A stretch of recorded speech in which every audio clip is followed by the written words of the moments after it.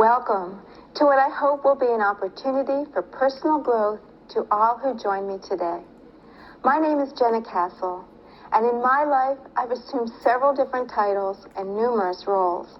But today, I simply wish to share with you some exciting ideas in order to help us all to grow. For when we open ourselves to growth at a personal level, we enhance our ability to more fully experience our lives.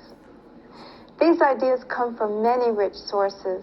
However, the main resources used to formulate this presentation, which I highly recommend, include an audio program entitled Freedom from Fear by Reverend Mary Boggs of the Living Enrichment Institute, a book entitled Feel the Fear and Do It Anyway by Susan Jeffers, Life is an Attitude by Elwood N. Chapman, and finally, Peace, Love, and Healing by Dr. Bernie S. Siegel. I'd like to begin by telling you a story. There once were 3 brick masons working together on a building. A little boy happened by and asked the first brick mason, "What are you doing?" Without even looking up, he responded, "I'm laying bricks." The little boy approached the second brick mason and asked him, "What are you doing?" The second brick mason looked kindly at the boy and said, "I'm building a wall." The little boy approached the third brick mason and asked the same question, "What are you doing?" The brick mason faced him squarely and replied with enthusiasm and obvious pride, "I am building a beautiful cathedral." Now, if this little boy approached you and asked you, "What are you doing?" how would you respond? Do you feel as though you simply lay bricks, or do you retain the original joy and enthusiasm of your life choices? Do you simply go through your routine in an unconscious manner, or do you always keep in the forefront of your mind a vision of your beautiful cathedral? Our minds are very powerful tools. How we experience our life's work, and indeed our lives, is to a great degree a function of what we tell ourselves. You see, the man laying bricks performs the very same task as the man who is building a beautiful cathedral. But his inner experience was quite different. We do have the power to affect our own perspective and therefore our internal experience of external events. We've all heard about positive self-talk, that what you tell yourself is very likely to become your reality. Well, if this is true, how do we turn our negative self-chatter into powerful I can messages? Well, one thing to understand is that the brain tries to find answers to the questions posed to it. So if you could ask yourself questions that will elicit a positive response, you have a head start on seeing the world in a positive way.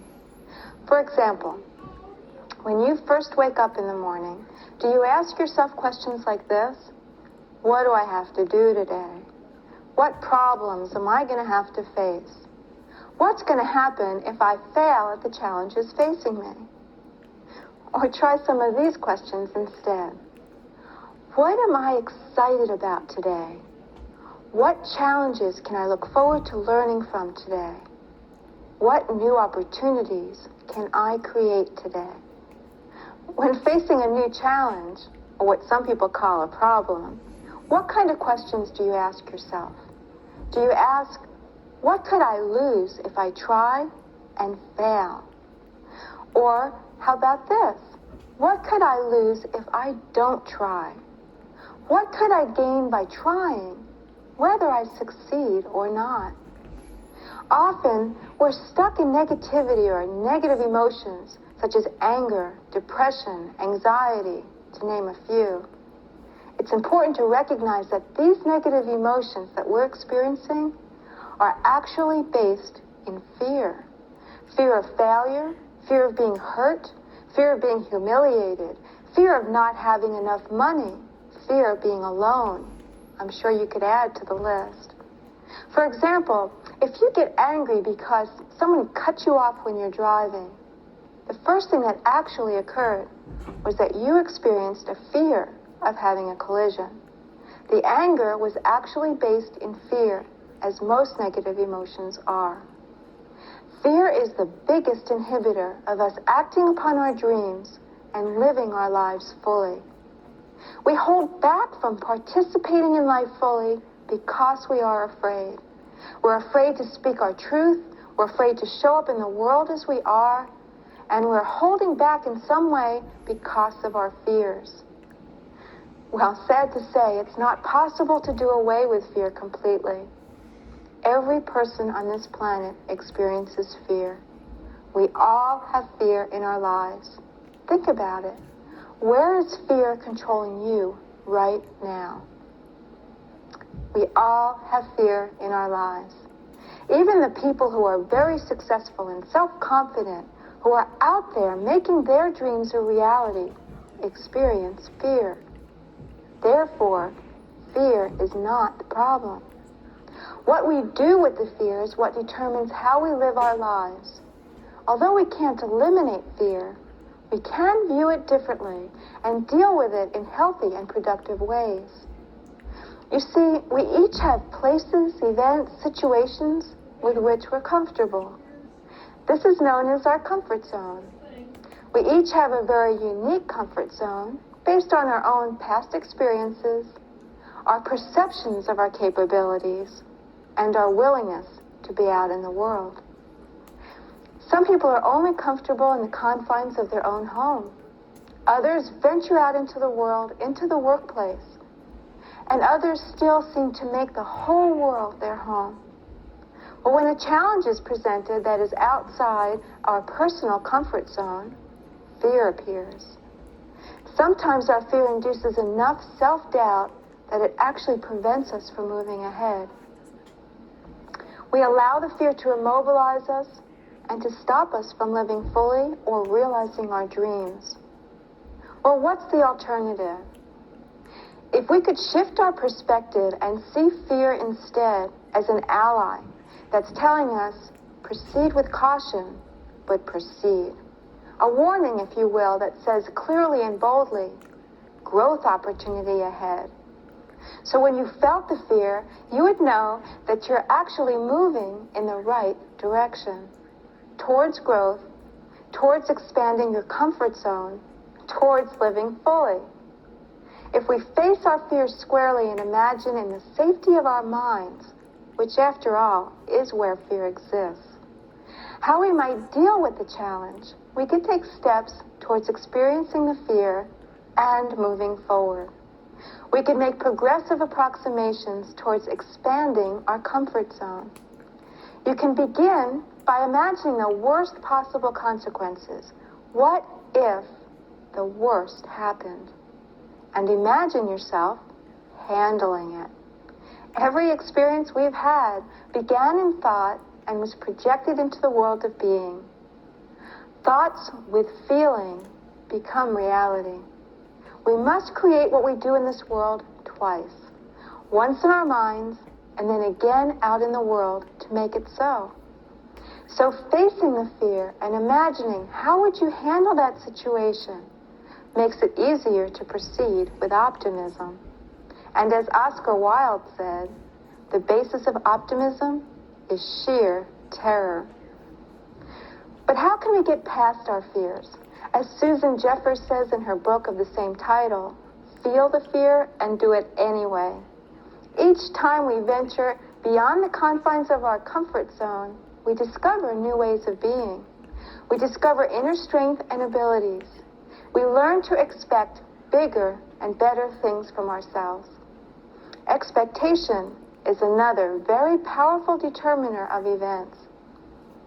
I'd like to share a story with you about a young man who took the Scholastic Aptitude Test, the SAT, as part of the college entrance procedures.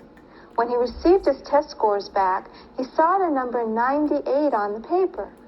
Well, he was quite distressed and concerned about his ability to succeed in college with an IQ as low as 98. But he did go to college. His first term, he received D's and F's. His second term was no better, and the dean called him in for a conference. The dean warned him that if his performance continued at this poor level, he would be asked to leave the school. "Well, what do you expect?" replied the young man. "I only have an IQ of 98. The dean took out the file and explained to the young man, "You don't have an IQ of 98. You scored in the 98th percentile. That means that your score was equal to or better than 98% of the students in all of North America." Well, the next term, that student pulled a 4.0 grade point average. The only thing that had changed were his expectations. Another example of how powerful expectations are in determining events was shown in a research project conducted in San Francisco. 3 teachers had been brought into the principal's office and told, "You 3 teachers are the best teachers in this whole school. We have decided to reward your performance by giving you each 30 of the best students." These teachers were asked, "Don't tell any of the students or the parents about this." At the end of the year, it was found that these students tested significantly higher than all of the students not only in the school, but in the entire district. The teachers were brought in again. They were informed that this had been an experiment and that the students had actually been selected at random. Well, the teachers were amazed, and they could explain the high scores only by the fact that they were, after all, the best teachers. Well, then the researchers informed them, "Actually, we put all the teachers' names in a hat, and yours were the 3 that were pulled." This was a double-blind study, with the only factor not being controlled for being expectations. In summary, if we learn to live with fear as an ally, which navigates our path in the direction of growth, use our minds and strength of spirit to expand our personal comfort zone, and learn to expect bigger and better things of ourselves, we will enhance our ability to live more fully with a constant focus on our beautiful cathedrals. I'd like to leave you with a poem that says, "Come to the edge," he said. "No," they replied, "we will fall." "Come to the edge," he said. "No, we will fall." "Come to the edge." They went to the edge. He pushed them, and they flew. I wish you all a good flight. Thank you.